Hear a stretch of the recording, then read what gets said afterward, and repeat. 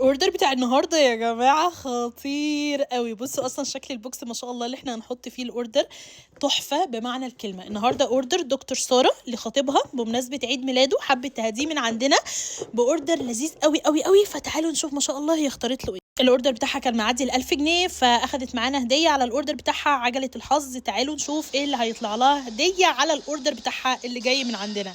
هتاخد خصم 50% على منتج هي اللي تختاره بنفسها في الاوردر اللي جاي. اول حاجه طلبت له المحفظه كود 214. بصوا يا جماعه شكل المحفظه اللي هي اختارتها له بجد تحفه قوي. هوريها لكم حالا من جوه. المحافظ اللي عندنا وخصوصا المحافظ الرجالي كلها جلد، وعايزه اقول لكم ان هي بجد نوعها خطير. بتيجي كراته بالشكل ده، هنا اهو كراته وهنا كمان وهنا كمان كراته كتير قوي، وهنا جيبين بالشكل ده، هنا بتحط فيها الفلوس الورقي وهنا كمان نفس الموضوع، وهنا بقى في جيب سحري. وكمان ما شاء الله طلبت له البرفيوم بتاع سوفاج التستر التركي اللي بيجي بالغطاء المغناطيك، وكمان مختومه من تحت، ريحتها ثابته جدا. طلبت كمان مع البرفيوم بتاع سوفاج، اخدت البرفيوم بتاع اسد من لطافه الرجالي، ريحته قويه جدا جدا. واخدت منه عروض باي 1 جيت 1 فري، فطلبت ما شاء الله البرفيوم بتاع سكسي مان.